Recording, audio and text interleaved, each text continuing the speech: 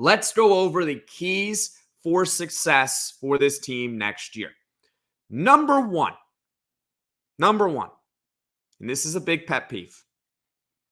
Please clean up the penalties. Please. I am begging this team to clean them up. Penalties will be the end of any team out there. You just can't get away with penalties. You can only get away with them for so long before it bites you. All right?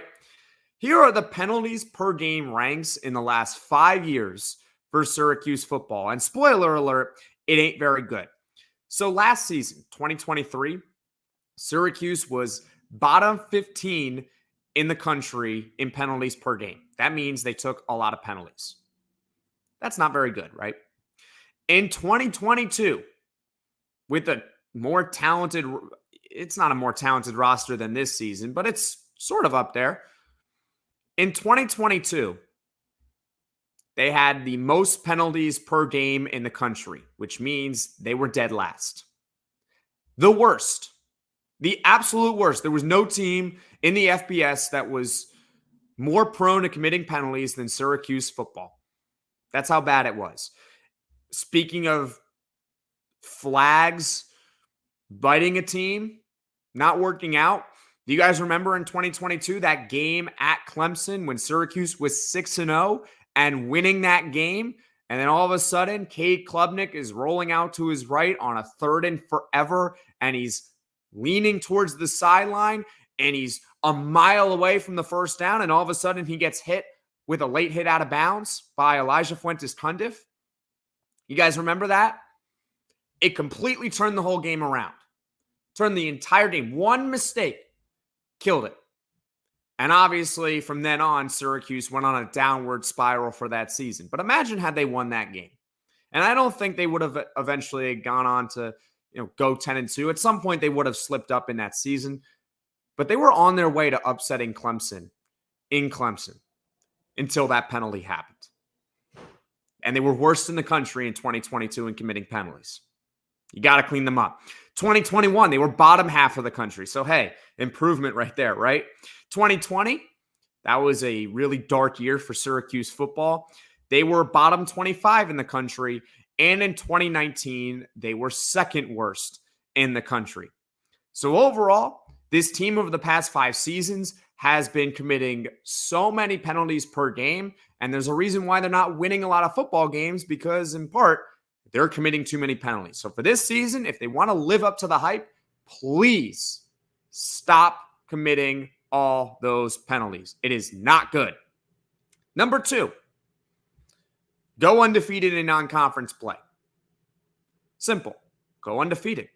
Ohio, you should be able to win that one in week 1. Holy Cross, they're going to win that one. And UConn, they'll win that one too. So that's already 3-0. The big question is whether or not they're going to win at UNLV.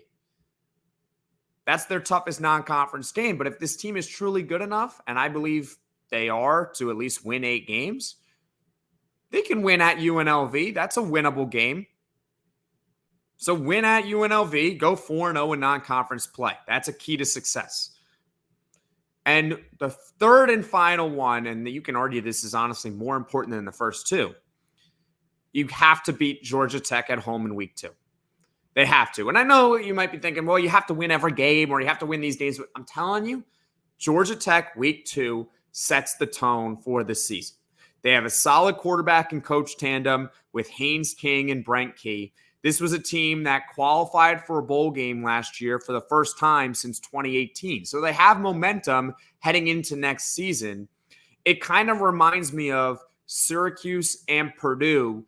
I believe it was week 3 of 2022. It was a home game, and that was a back-and-forth crazy affair. If you recall, Oronde Gadsden caught that winning touchdown in the corner of the end zone at the end of the game.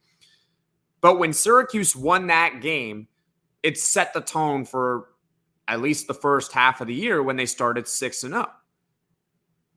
Right? There's always that tone-setting game, and for Syracuse this year, it's week 2 against Georgia Tech. So they have to win that one. That's an ACC rival right there. You got to win that one. So the 3 keys for success and living up to the expectation, which for me is 8-4. Clean up the penalties, go undefeated in non-conference play, and please beat Georgia Tech in week 2. They beat Georgia Tech in week 2. Depending on how they win, we'll have a good idea of what this team is. If they blow them out, they can be really, really special. If they just win, they're probably going to end up with what I think, 7, 8 wins, maybe 9 wins, right? In that ballpark. If they lose at home, hopefully it's just a bad day, right? Otherwise, maybe they're just not as good as we thought. So Georgia Tech at home in week 2 is a huge game.